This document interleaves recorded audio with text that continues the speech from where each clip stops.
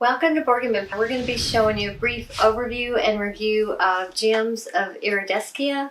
So this is a game where you are mining for gems, revealing tiles to reveal what type of gem you will be attempting possibly to mine that turn.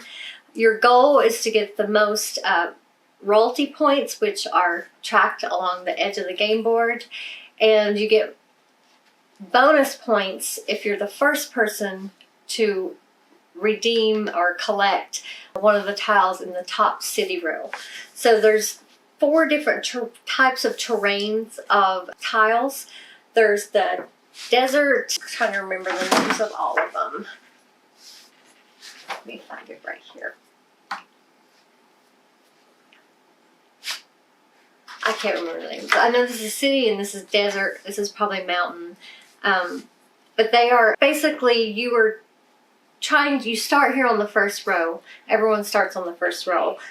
You can reveal up to 2 tiles on the first row on your beginning turn. But after that point, you will be placing your worker on the tile that you collect that turn. So from there on out, you can only reveal tiles that are adjacent, either above or beside your tile. You can't go backwards. So you're always moving forward or slightly sideways and forward in this game, never backwards. Whoever reaches to the end first gets that. In a 2-player game, this is the only royalty, I forget what or reward that you get. It's worth 7 points, so that's 7 additional points for being the first one to reveal the top city tile. After that point, after you've taken your regular turn and collected your tile, you won't take any more normal turns if you're the first person, but you can if, say, the player's here in the middle and not anywhere close to finishing their game anytime soon.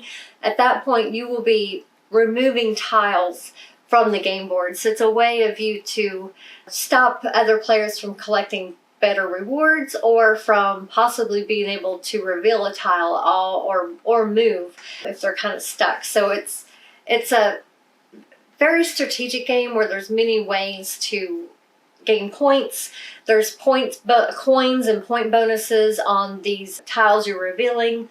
There's set collection points from collecting a certain amount of various of the same gem. So for 3 of the same type, you would get 3 points. For 5 of the same type gem tile, you would get 7 points. And if you manage to get 7 of them, you'll get 12 points. So I believe that the most I got was 5. I got 5. So you're in that, you have that in mind while you're revealing these tiles, because you also have a secret objective. Mine was to collect the most amethyst tiles, which I was able to do. If you do your secret objective, you get to add those 5 points at the end of the game. You'll also be, hopefully, restoring relics. You can see these gems at the bottom of the card tell you which types of gems you need to have in your storage to give to the supply to collect those. When you restore those, you get the points that are listed in the bottom right. You also get points here once you get sets of different types. So if you have 3 of the same type, you would get 5 points. Yes. 1 of each type. There's lore, tech, and jury, I think. Mm-hmm. The gems are wild. They can be as part of any set, but you do have to have 3 of a kind to get any points. And then 3 of the gear or tech type is 7 points, and 3 of the lore is 9 points. So some of them are more valuable than others, but honestly, you're just going to be trying your best to get more than. We only got 2 because you do have to get lucky on your mining rolls and collect a lot of gems and the right color gems. So there's a lot of strategy in that sense too, of which card or relics you want to try to restore by collecting the right gems. And gems are also basically used to sell as a commodity in this game to collect coins. You need to have a balance of coins so you can buy the pickaxes, because if you don't have the pickaxe, you're not going to be able to mine to try to meet these numbers. And when you mine, you have 2 dice you start with for your color. You're going to roll those. whatever, say I'm going for this purple. So the purple is 3. So I have to roll 3 or higher to collect that. So on this roll, I rolled a 6 and a 2. I would collect 1 purple gem to put in my storage. They are cards that you can purchase that manipulate the die roll, but those take coins, and your coins are going to be used a lot for the pickaxes. We did buy several of these cards. They range from like 2 to 6 from what I saw. The most of the ones I bought was the modifying the die roll, and I did at the very end bought the take additional turn. That allowed me to get the first city tile on the top row first before him, because we were both tied at that point of where we were. So he was going to, normally by gameplay order, he would have gotten the first city tile, but I was able to purchase that card, which was 6 coins. So I'd been thinking about that for many turns. I was going to try to do that, so it worked out. I actually had enough coins. I was able to sell enough gems to get those coins.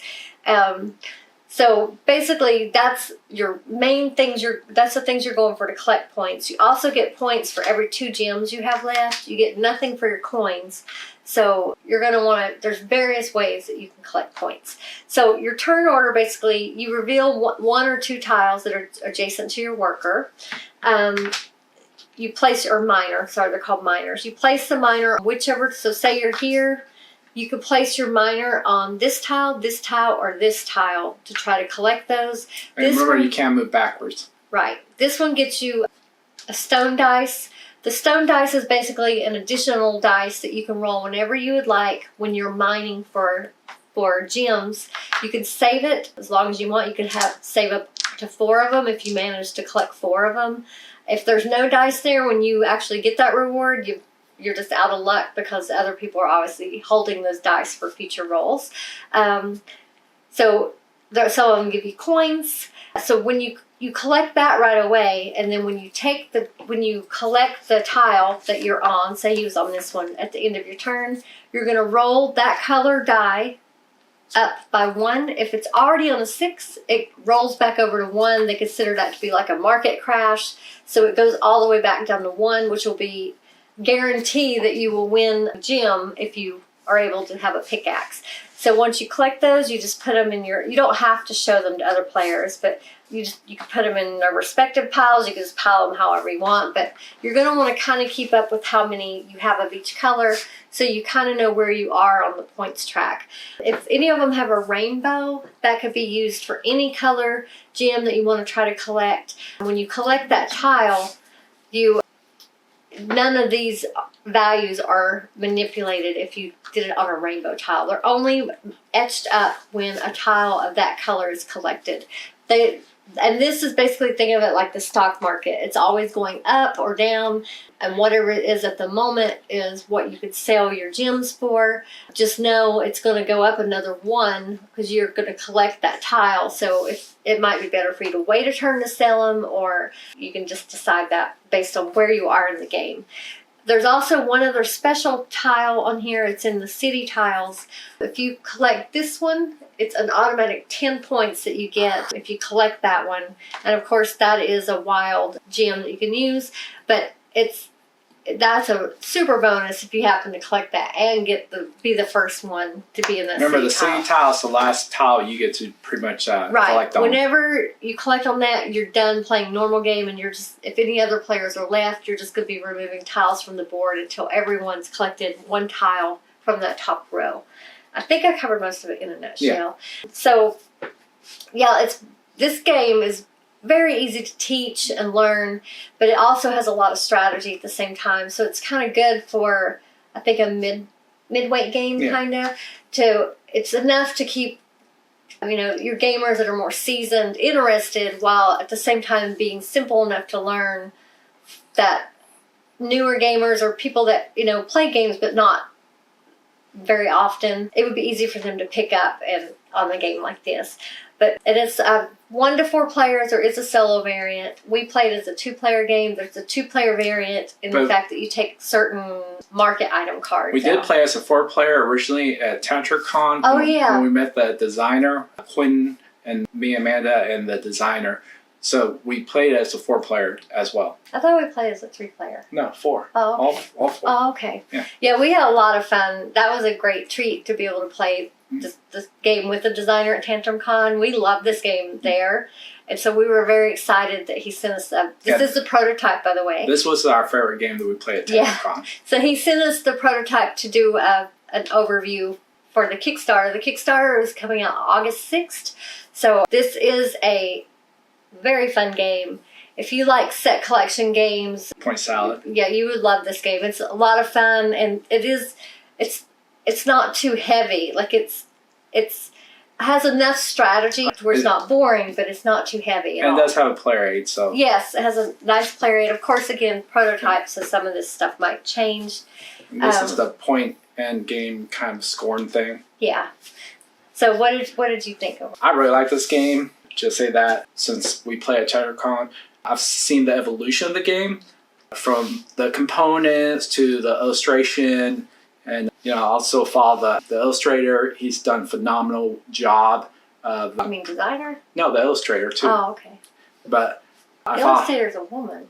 Yeah, well, I follow the person on Instagram, so I've seen the design evolution of it. So I was talking more about him as well because I follow him. But yeah, I've seen how it's progressed and everything, which is kind of cool because it gives you more of an insight of how the game, because if you follow the designer from start to finish, some of the designs that have, like the cards, illustration, have literally been pushed a little higher. The components, they added the gloss in those, and also the resources you collect. Also, I like the little pickaxe. It's wooden. So there's a lot of stuff that has been improved on. I'm guessing that maybe these will also probably be dual layered, maybe even this as well, which will allow it to just sit in easier and won't move as much. But yeah, I really like the components, the dice. Originally, these were, what were they, like transparent like crystals? Yeah. Crystals, yeah. So, but yeah, there's a lot of stuff that has been definitely improved on. So really like the components. Replayability, high replayability because it's so easy to teach and learn. Setup is very quick. Also the way he had in the Ziploc and everything, which I'm guessing there'll be an insert as well that will condense it, and then it'll be easy to just pull out and just play the game instantly. Yeah, he had the names of, which I loved. The bags had names of the component that goes in that bag, so that makes it even as down to as much as each player's components they have. So that made setup very easy. Yeah, setup probably like 5-7 minutes max. Most time was putting these tiles down randomly by level, and then studying the rules probably like 5-7 minutes. Well, yeah, it didn't take long. So overall, like you're looking at 15-20 minutes just to start the game. So not bad. So high replayability. Overall total, actually mechanics, I really like the mechanics. It's a point salad, resource management, end game bonus. And so it has a lot of components which I really enjoy. So, and just great mechanics. So overall total, I'm giving this like a 9 out of 10. I think that this is a great family game. This is probably one of the better family games we played. You could teach this to younger kids. And if you're playing with younger kids, this would be 10 out of 10. This is like 9 out of 10. There's a lot of strategy to it, but there is also the luck-based factor because of the dice. That's the only reason I dig in a little bit. But overall, just a phenomenal game. Very impressed and love how that evolved. Yeah, we really enjoyed it, and Quentin really likes this game as well. He loved it at Tantrum Con, but yeah, it's definitely one you should check out. We will put the link in the description of the link for his Kickstarter page. We really enjoyed it, and this is a game that we would definitely play again for sure. So I loved everything about this game. I will say I do. But it's because I'm always like the bling bling crystals. I like the crystal bling bling better, but I understand totally why he went with these bling blingy wood pieces instead, because it is easier to work with because they're flat. So I totally get it. And plus, it's more natural. Yeah.